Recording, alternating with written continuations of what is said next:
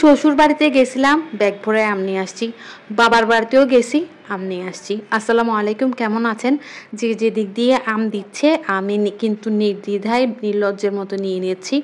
বাবার বাড়িতে, শ্বশুর বাড়িতে যে যেখান থেকে পারতেছি আম কালেকশন করতেছি, মানে কাঁচা আম। তো আজকেও আমি যে আমগুলা নিয়ে আসছি ওগুলা দিয়ে আচার বানাই ফেলবো, কারণ আমার বাসায় কাশ্মীরি আচার অলরেডি শেষ হয়ে গেছে। আমার বাসায় কাশ্মীরি আচার শেষ, এটা শুনে আপনারা অবাক হবেন না, কারণ কাশ্মীরি আচারটা এত বেশি মজা হয়েছে আমার বাসায়, মানে আমি রাখতেই পারতেছিলাম না আর কি। তো এটা আমি আবার বানাবো। তো বাবার বাড়ি থেকে আসার সময় কিছু আম নিয়ে আসছিলাম। তো টক মিষ্টি ঝাল যে আচারটা বানাইছিলাম ওই আচারটা থেকে গেছে। আর হচ্ছে আচারের কথা বললে মুখে পানি চলে আসে। তার এখানে হচ্ছে কাশ্মীরি আচারটা আমি এখন বেশি করে বানাবো, যেহেতু আপনাদের ভাইয়া এটাকে 100-তে 100 দিছে। তো প্রথমে হাতে মাখা একটা আচার বানানোর জন্য আজকে বানু আপাকে বাসায় আসতে বলছিলাম। বানু আপাকে এসে 3 ধরনের করে আম কেটে নিয়েছি। আর এগুলো হচ্ছে একটা হচ্ছে কুচি কুচি করে, তো এর চেয়ে বেশি কুচি করা আর একটু কুচি হলে ভালোই, তো বাট যতটুকু দিছে যেহেতু আমি নিজে পারি না, তো আপা যেহেতু করছে জাস্ট আলহামদুলিল্লাহ বলে শুরু করে দিলাম। এখানে হচ্ছে আপনি আচারটাতে হাত দিতে পারবেন না, আর আচারটা হাত না দিয়ে হচ্ছে সব মশলাগুলা আপনাকে দিতে হবে, যেই মশলাগুলো আপনি আচারে দিতে চাচ্ছেন। অনেকে বলতেছে এটার মধ্যে এই মশলা দিতে হবে, আমি বলবো আচারে যেই মশলা আপনি ব্যবহার করতে চাচ্ছেন, যেমন ধরেন আদা রসুন হলুদ মরিচ, তারপরে হচ্ছে পাঁচফোড়নের গুঁড়ি, সর্ষা বাটা, আমি যেগুলো দিছি আমি ওগুলাই বলতেছি আর কি।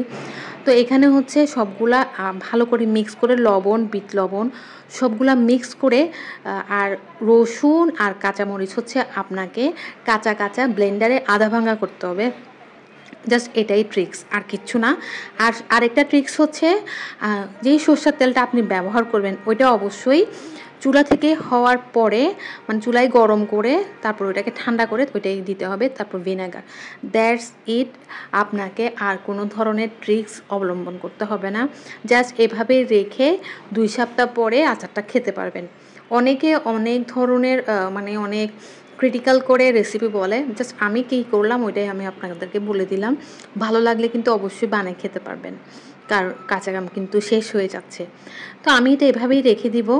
আর এটা তো মশলা দিয়ে মাখানোর পরে জাস্ট লবণটা একটু চেক করে নেবেন, হাত লাগাবেন না, একদম হাত না লাগিয়ে চুলাতে না দিয়েই আপনারা এই আচারটা খেতে পারবেন রেখে টেকে।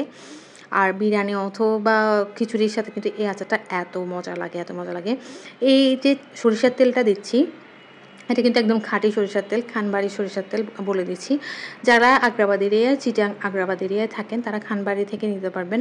আসলেই তেলগুলো অথেন্টিক। আর এটা কিন্তু আমি হচ্ছে সিদ্ধ করে ঠান্ডা করেছি, ঠান্ডা করে তারপরে হচ্ছে আচারে ঢেলে দিচ্ছি, তারপর দিয়ে দিব ভিনেগার। That's it. আমি আর এটা আচার বয়মটা খুলবো না। আপনার যদি মনে হয় যে না তেল একটু কম হয়েছে, তখনও আপনি কিন্তু দিতে পারবেন। সেম নিয়মে আচারটাকে হচ্ছে মানে আচারের সরিষার তেলটাকে হচ্ছে ফুটিয়ে ঠান্ডা করে তা উপর থেকে ঢেলে দিবেন। কাঁচা সরিষার তেল এখানে ব্যবহার করবেন না, এটার কাজ এখানেই শেষ।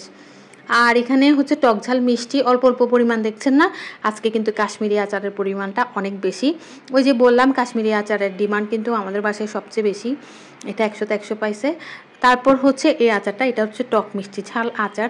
এটা রেসিপি আর বলার কিছু নাই, এটা তো এর আগেও আমি বলছি, আপনারা আমার ভিডিও দেখে আসতে পারেন। আর এখানে হচ্ছে আমি আচারগুলোর মেইন যেই জিনিসটা ওইটা আমি জানতাম না, আমার বোন তারপর আম্মা বললো যে বেশিক্ষণ যে হাঁড়িতে আপনারা করছেন, আপনারা যদি সিলভারের হাঁড়িতে রেডি করেন অথবা কড়াইতে, মানে ঠান্ডা হওয়ার সাথে সাথেই হচ্ছে বয়মে নিয়ে ফেলবেন।